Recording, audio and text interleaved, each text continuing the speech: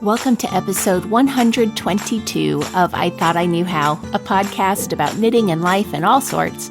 I'm your host, Anne Frost, and this episode was recorded on September 11th, 2024.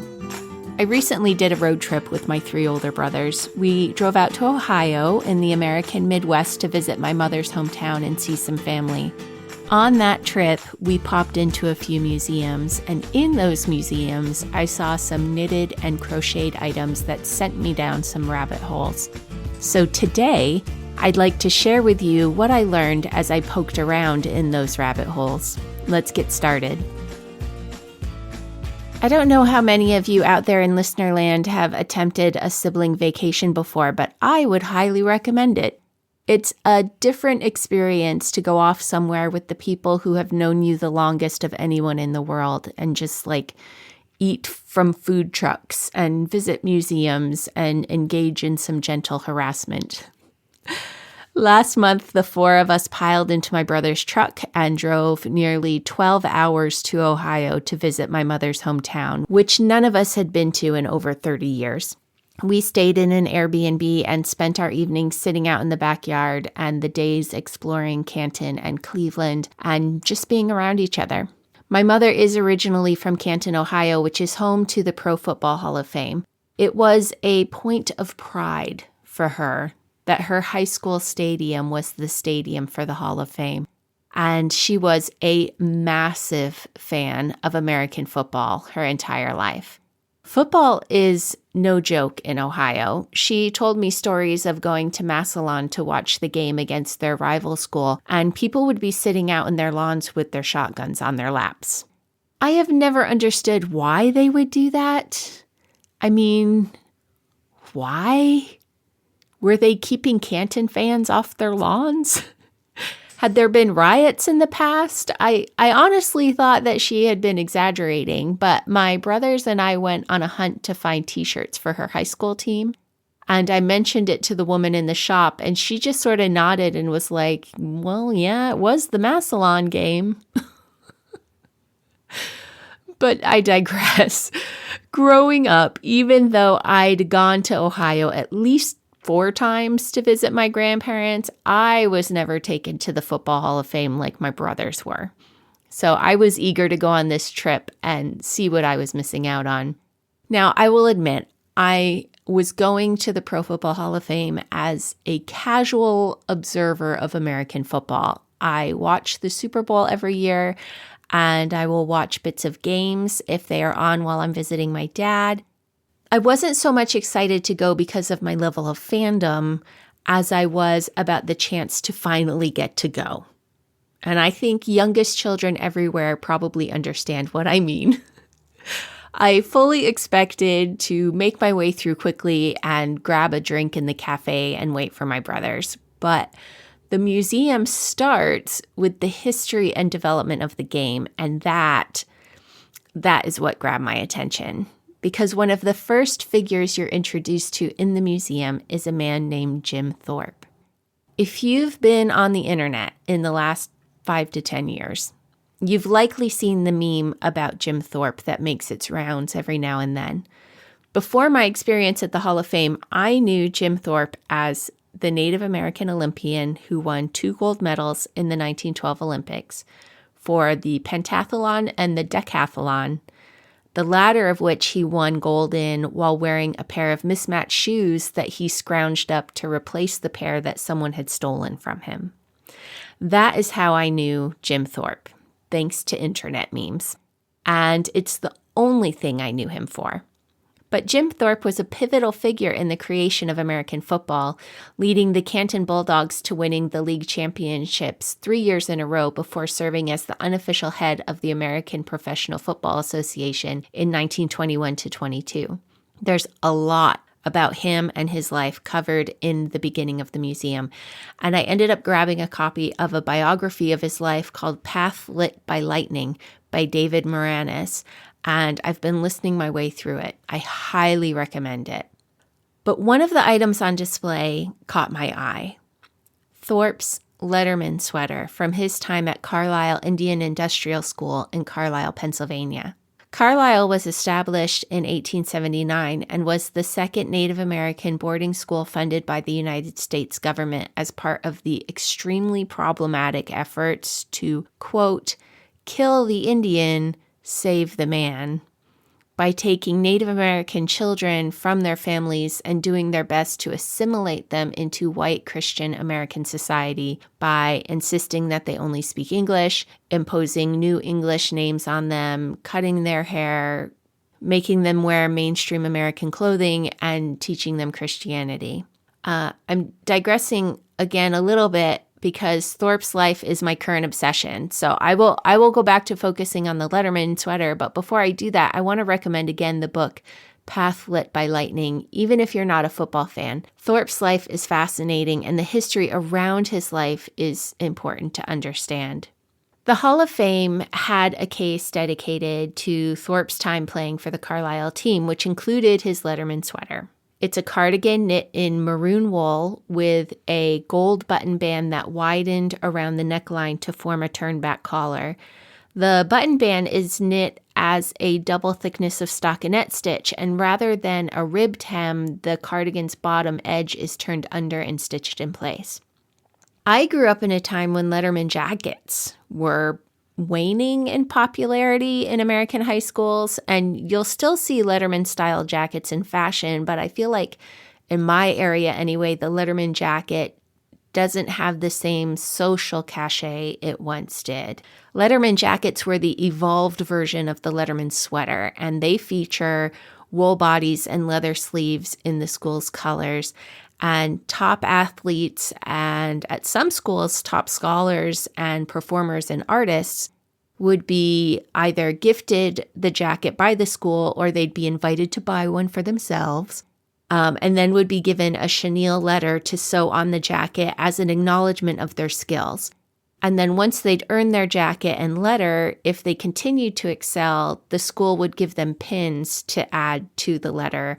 Or say you earned your letterman jacket for your performance in basketball. Next semester, if you played softball, say, and you performed at a high level, they would, instead of giving you another jacket, they would give you a pin that symbolized the softball team to add to the letter.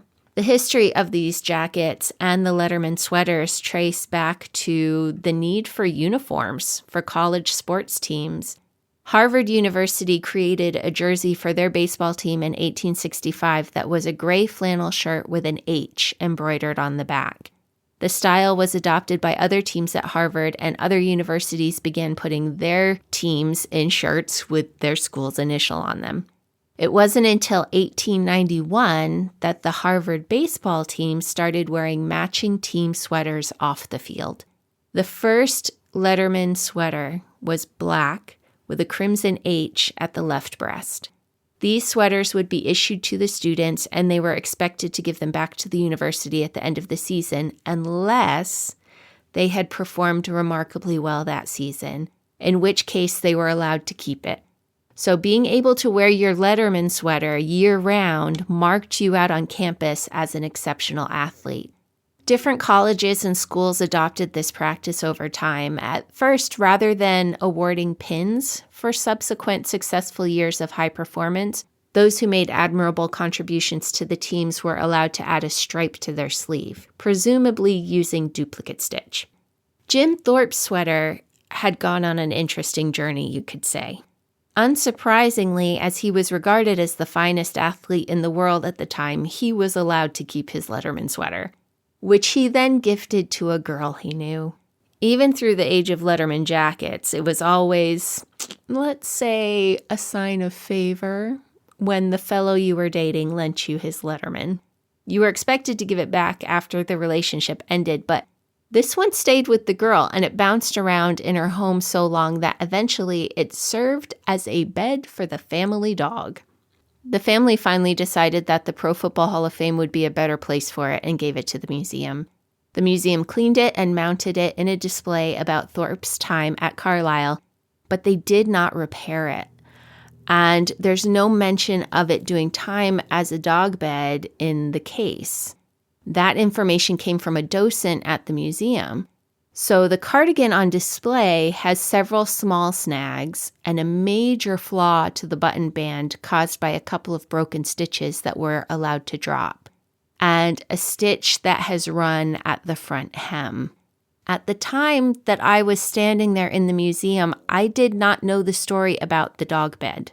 I just knew that I was looking at a cardigan from one of the greatest all-around athletes of all time. Not only did Jim play professional football and earn 2 gold medals at the Olympics, but he played professional baseball and basketball as well.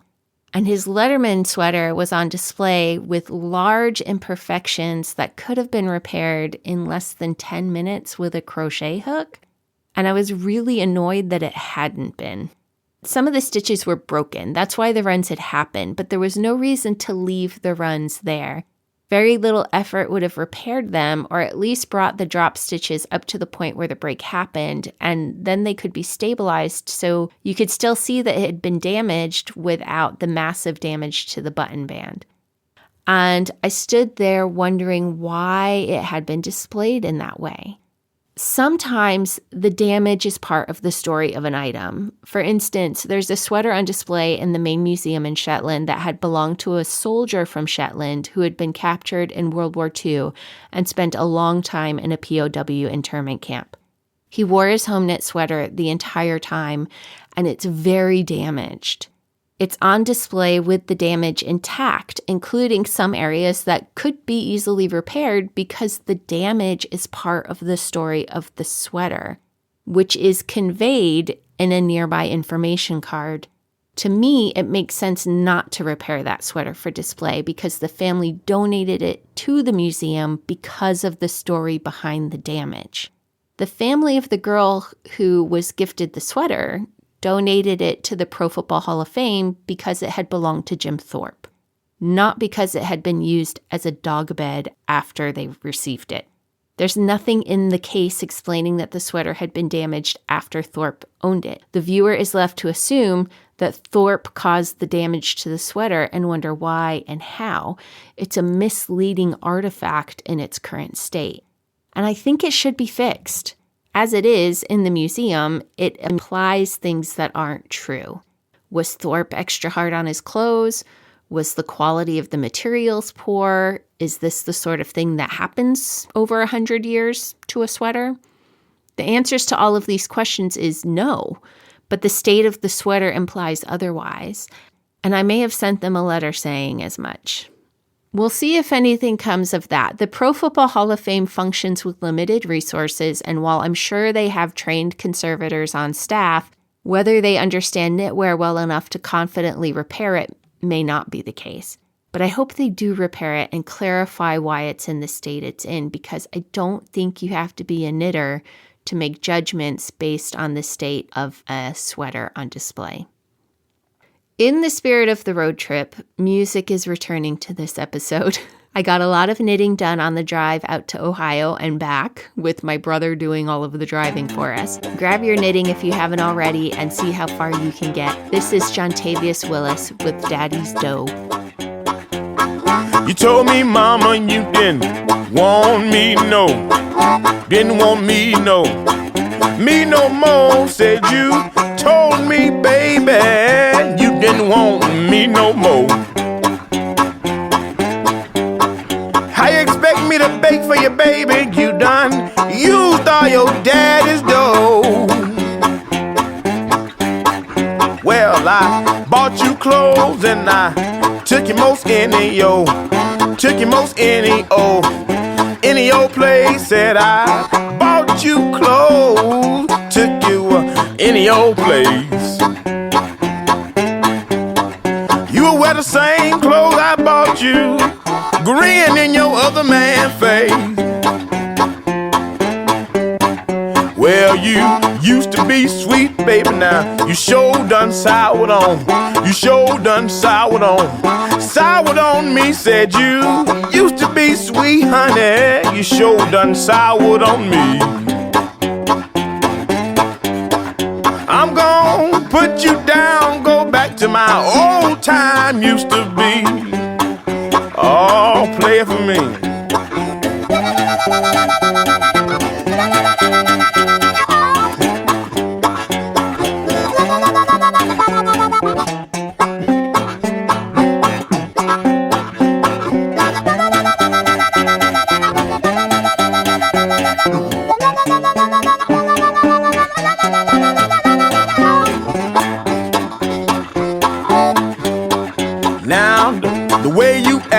you. Show Lord hard to, show Lord hard to bear. I said the way you been acting, show Lord hard to bear. Next time you ask for some money, I'ma go to the Western Union and ask them. Western Union and ask them, can I send you a prayer?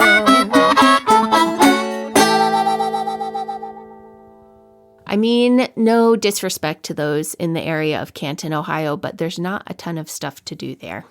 So my brothers and I decided to spend one of our days up in Cleveland, Ohio. And I can hear some of you out there saying, ugh, Cleveland? But lest you forget, Cleveland is home to the Rock and Roll Hall of Fame, which is just down the lakeside from the USS Cod submarine that you can visit, which is just down the lake from the International Women's Air and Space Museum. So we spent a good 5 hours or so just in that 1/2 mile of shoreline. But that morning was spent elsewhere in the city. We arrived in Cleveland just in time for the A Christmas Story house to open. Now, for those of you who haven't seen A Christmas Story, it's a cult classic film here in the United States. I am not sure how far around the globe its appeal reaches, but here, there's a station that does a 24-hour marathon of the movie every year. Lines from the movie are well known by basically everyone in the U.S., whether they celebrate Christmas or not. The film was released in 1983 and is based on a memoir called In God We Trust, All Others Pay Cash by Jean Shepherd. It's set in December 1940, and it tells the story of a boy struggling with the concept of Santa Claus who is hoping beyond hope for a Red Ryder BB gun for Christmas. The film was shot in Cleveland and in Toronto. Only some of the interior scenes of the home were shot in the house itself, as well as a handful of exterior shots, but that was enough to make it a landmark for hardcore fans. In 2004, when the house went on the market, a fan bought it, restaged the house to look like the movie set, and opened it for tours. Now when you visit, you go into the house, which is staged with items you're allowed to hold and manipulate for photos, before going across the street to a museum dedicated to the movie, and finally visit the gift shop where you can buy a pink bunny suit or leg lamp of your very own. The museum has a lot of hand knits on display. Nearly all of the kids' hats are there, as well as a sweater with a bit of Fair Isle above the bottom ribbing that was worn by Ralphie, the protagonist of the film. Also on display is an Argyle machine knit acrylic sweater worn by his younger brother in the film, and the difference in appearance between that sweater and the other hand knits is noticeable. The acrylic machine knit sweater lacks the spring of the wool hand knits, and the stitches are starting to lengthen and narrow, and the runs of yarn in the back are showing through. So, just another plug for natural fibers while I can make it, But back in the house itself, the living room is staged with 2 couches placed back to back in the middle of the room. And I'm sure the reason for this is that it divides the room for those who are taking photos. So you have the Christmas tree set up on one half of the room and the radio set up on the other side. And it allows more people to stage their pictures during the tours. Each of the couches had a long antimacassar along the back of them. I grew up calling antimacassars doilies because by the time I came along, men were no longer wearing macassar oil in their hair and damaging unprotected furniture with it. But antimacassars started as simple cloths put on the back of a chair to protect the upholstery from hair oil. Housewives quickly saw it as another way to decorate their homes and began adding lace edgings to the cloths. And as men stopped wearing the mess-making hair oil, it allowed women to get more ornate with their antimacassars until the style shifted to them being primarily some form of lace, whether it was crochet or tatting or knitted or whatever form they preferred. What caught my eye about these 2 antimacassars was that one was crochet and the other was faux crochet. The actually hand-crocheted antimacassar was made with white cotton thread and was made up of a series of floral motifs linked together. It was so uniform and lovely, and looking at it, I was just in awe, really, because it would have taken absolute ages to make, and it was so even. And there I was standing in the middle of the Christmas Story house with people taking pictures of themselves holding a BB gun in front of the Christmas tree or standing on the stairs where Ralphie came down wearing the bunny suit. And I was taking pictures of a bit of crochet, Welcome to my brain. But the contrast between that bit of crochet and the machine-made faux crochet it was up against on the other couch was noticeable. And it sent me down a rabbit hole that I still haven't found the end of because I'm so curious about this specific type of faux crochet. First, let me remind you that there is no machine in widespread industrial use that can duplicate crochet. And I say it that way for a reason. Until very recently, there was no machine that could duplicate crochet. But in 2023, engineers at Bielefeld University in Germany announced that they have cracked it. There is a prototype machine now that can crochet flat items using slip stitch, single crochet, and half double crochet. It works only from one side of the fabric. It doesn't turn and work back, so it has a clear front side to it. But it is, to all intents and purposes, crocheting. So we can no longer say that there are no machines that can duplicate crochet. It's only a matter of time before that prototype gets upscaled, I'm sure, and we start seeing true machine crocheted items in stores. That said, we've been duplicating the appearance of crochet using machines for ages now. The most popular method is just by using knitting machines. And the way to determine that is by looking at any of the elongated stitches. These sorts of machines typically are used to duplicate granny squares or filet crochet or shells. And rather than the columns of those elongated stitches looking like yarns twined around themselves, they look like a stack of knit stitches. But that is not how this particular antimacassar was made either. It was made in a style I have not seen in probably 30 years at this point, but I feel was very popular in the 80s and the early 90s when I was, observing things in the world for the first time. And I don't know what it's called. And I've been Googling for days and I still don't know what it's called. So I'm going to describe it and maybe someone out there can help me. I'm thinking it might be a form of silicone crochet because while the overall piece looks like crochet lace from a distance, when you get closer to it, each cluster is more of a squishy blob. This type of faux crochet lace is often used to duplicate filet crochet, which is what the antimacassar in this case looked like.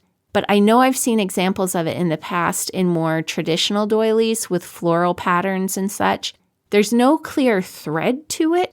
There are lines here and there, but any clusters are just a blob. And the texture of the piece is squishy, like a very thin foam, which is what makes me think it's silicone crochet. My problem is that I can't confirm that that's what it is because anytime I try and Google about it, searching for silicone crochet or silicone lace, I'm overwhelmed with silicone lace molds for cake decorators who want to add the look of lace to their cakes and information about wigs. And I want to know for sure what this kind of lace is called and how it came to be and how it was made, because its mere existence is an obsession of mine. We've had mechanized lace machines since the early 1800s when entrepreneurs developed machines that duplicated the movements of multiple different types of lace makers. Since then, the cost of lace has fallen and fallen and fallen, but apparently not enough because at some point someone invented this synthetic type of lace that had its moment at least until I was in my teens. My mother had curtains made of it. And I remember that they used to just get so gross because the squishy material they were made from would also hold on to dust and grime. And trying to wash them would just destroy them. But that was okay because they were so cheap that when they got super gross, you could just throw them away and get another set.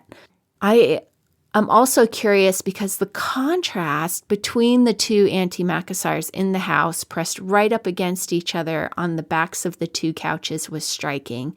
The beautifully handmade up against the squishy synthetic blobs. How far back does this synthetic lace go? Was the artificial lace suited to the 1940 time frame that the house was staged for? I would love to know. There's a possibility, given how much we shifted to synthetics during the World War II era because of our natural fiber shortages, but I can't find the information about this kind of lace, and I can't find the answers to everything. Sometimes I need help. So if you know anything about this type of faux lace that I'm talking about, please let me know. And if you ever find yourself in Cleveland, I highly recommend a visit to the Christmas Story house.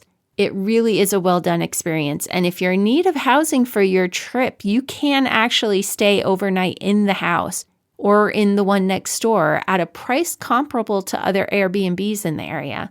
Unless you want to stay in the actual Christmas Story house in the days around Christmas, when the price spikes to over $5,000 a night.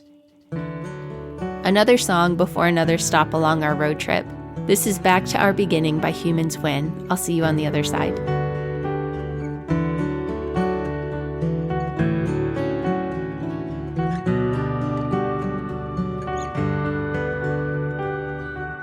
Nothing left but to run, and I'm fading quickly.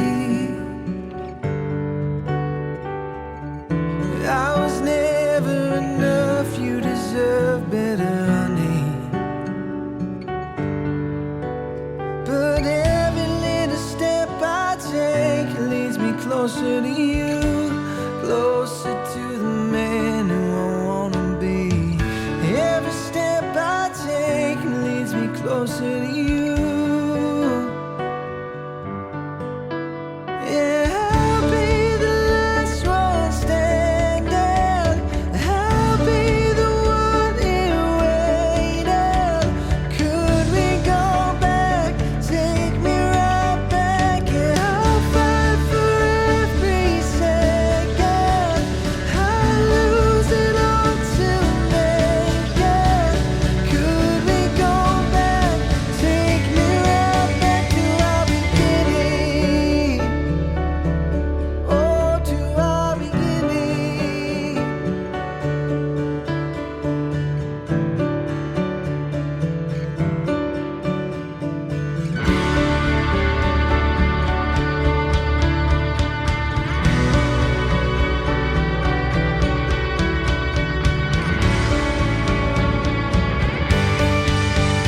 Yeah, I'll be the last one standing. I'll be the one here waiting. Could we go back? Take me right back. Yeah, I'll fight for every second. I'll lose it all to make it. Could we go back? Take me right back to our beginning. Oh, to our beginning. Two of my older brothers love ketchup. For some reason, only one of them gets teased about it. I don't know how my oldest brother managed to evade being targeted because they both use egregious amounts of ketchup on their food. I love a road trip because it's a chance to look for odd museums and attractions to visit to break up the driving. And as I was talking about the potential to make a stop on the way home, one of them mentioned that Heinz ketchup started in Pittsburgh, which would be a cool place to stop and have lunch. I immediately did a search and found out that sure enough, there is a Heinz museum named after a Senator Heinz, who was a descendant of the original owner of the Heinz Company. And not only was there a display in the museum dedicated to the Heinz Company and ketchup, but it was also the home of the ephemera related to Mr. Rogers' neighborhood. I know many of you listen from overseas, and I honestly don't know how many of you know who Mr. Rogers was, so let me explain. Mr. Rogers was the kind fellow who knew how to talk to very young children about life and morality. He modeled manners and acceptance and told stories and taught us little lessons like being responsible for our pets and ourselves and our friends. Rather than living down the road from us, he lived in our televisions and would come home every day and spend a half hour with us. His show existed well before quick cuts and extra bright colors and loud sounds took over children's programming. He talked about feelings and helped us learn to self-regulate, and he was so calm. His show actually started in Canada in 1962 and then moved with Mr. Rogers to the Pittsburgh area, where it was on regional television there from 1966 before it began being broadcast nationwide from 1968. The last episode was recorded in 2000 and aired in 2001. Each episode began with Mr. Rogers arriving home, singing his theme song while he changed from his outdoor shoes to his indoor shoes and changed his jacket to a cardigan. His cardigans were long-sleeved, solid-colored, and zip-fronted, though in the early days he wore button-fronted cardigans and only switched to the zippered version when he missed a button one day while filming and no one caught it. You might have seen the meme that floats around the internet talking about how his mother knit all of the cardigans he wore for the show. And that is true to a point. There are 2 cardigans on display as part of the exhibit about Mr. Rogers. A placard by one of the sweaters explains that his mother knit most of the sweaters worn on the show. After she passed and the sweaters began to wear out, the show began to replace them with store-bought sweaters that looked hand-knit. One of the sweaters is mounted in a case with some of his other outfits. It's a sweater hand-knit in a tan, possibly lighter, bulky weight wool. It met all the parameters I've mentioned that make something a Mr. Rogers sweater, and it's quite long. It would have hit him sort of on his upper thighs. It's obviously hand-knit. There are size variations in the stitches that are noticeable. The cuffs of the sweater still have a bend in them where Mr. Rogers would have turned them back on themselves. The other sweater is lying flat in a case. It's blue with a raglan sleeve that I at first thought was saddle shoulder sleeves because they feature a few garter ridges running from the neckline down the arm that give it the illusion of being a saddle shoulder. This sweater, though, has a much shorter body and it has vertical pockets just above the hem. It's also knit in a much finer yarn, most likely a DK if I had to guess. And the stitching in this one is perfectly uniform. I will admit I saw the blue sweater first. I took photos and admired it, and then I saw the tan sweater with its label saying some of the sweaters were store-bought, and I assumed that the blue one I'd already seen was one of the store-bought ones because it looked so perfect. I didn't go back to confirm it, though. I had, however, taken a photo of the information next to it, and as I was preparing for this episode, I saw that no, the information about the sweater, the blue sweater, clearly states that this was also a sweater made for him by his mother. So now, thinking back to those 2 sweaters and looking at the photos I took, they tell a very different story to me. Originally, as I was standing there in the museum and I hadn't read all the information, I'd seen the 2 sweaters as illustrating a mother's hand knits being replaced by machine knits. It is instead the story of the progression of a knitter's skills, and I think the development of the eye of a knitter. I imagine that the tan sweater with its thicker gauge and longer body, imperfect stitches, looked a little frumpy on TV, so his mother smartened them up to the shorter, finer gauge sweaters many of us remember. And as the years progressed, the knitter became more consistent with her stitches and more skilled with her finishing work. Mr. Rogers' mother was born Nancy McFeely before marrying her husband. That name may sound familiar to those of you who grew up with the show, as Mr. McFeely was the name of the speedy delivery man. Mr. Rogers gave a tour of his sweater closet in 1993, and the interviewer actually pulls out the blue sweater that is now in the display case and wears it around the set while she talks to him. I'll link to the interview in the show notes so you can watch it. As part of the tour, Mr. Rogers shares that there were 12 members of his extended family, and his mother, Nancy Rogers, would knit 1 sweater a month and gift everyone a sweater for Christmas.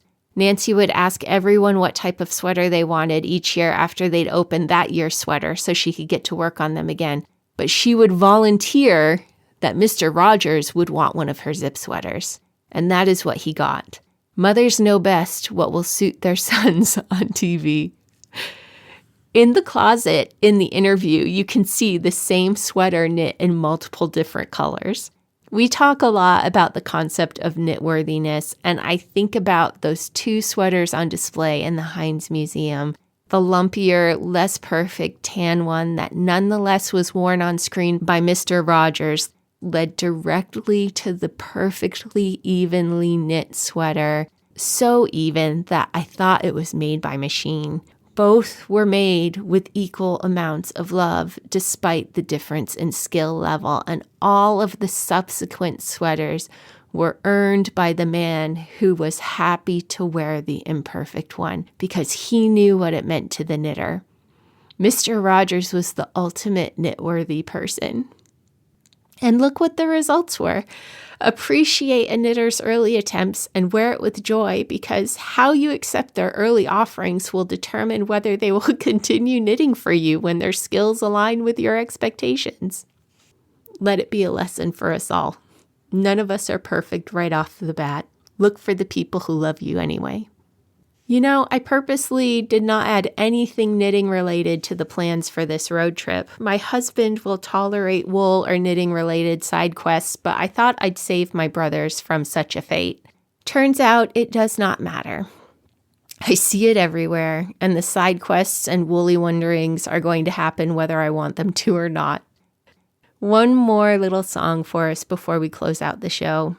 This comes with a thank you to Mr. Rogers, who modeled not only knitworthiness, but the value of holding on to magic. This is Precarious Perch with Do You Believe in Magic? When I was a little girl, I believed in fairy tales. I wished my toys would come to life and that my stories could be real. Then through all the noise and confusion, I believed it was all an illusion. The world had faded black and white, nothing seemed to be right. But now I know that how it goes is that my dreams never die. As long as I keep the magic inside me alive. Do you believe in magic? Do you believe in magic? As simple as a wave, special moments made when you believe in magic.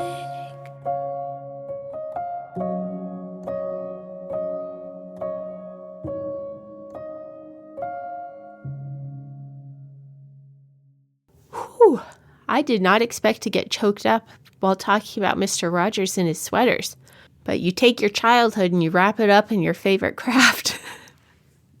But all I can say is the man had an impact on a lot of us.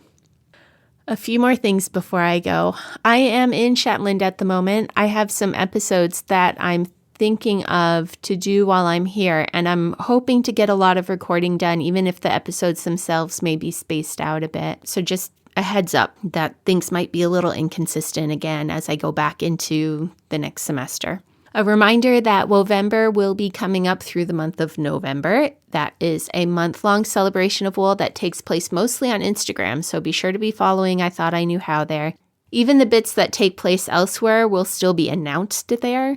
Consider adding I Thought I Knew How to your favorites on Instagram by clicking on the 3 dots at the top of one of the posts and choosing Add to Favorites. And that way Instagram will know you actually want to see the posts I make instead of just showing them to you randomly. And you'll be more likely to see them during Wovember. Okay. Thank you for listening to the end, everyone. I'm off, and I hope to be back with you again soon. In the meantime, thank you for listening and knitting with me for a bit. If you enjoy the show, please rate and review the show in the app you use to download it, and I'd love it if you'd share the episode with a friend. The show notes are where you will find links to the things mentioned in the show, so be sure to check those out. Find me on my social media accounts as I Thought I Knew How, except on X, where it's just Thought I Knew How. The groups on various platforms are all called I Thought I Knew How Podcast. Until next time, may you be blessed with stitches that never drop, yarn without joins, and plenty of time to knit.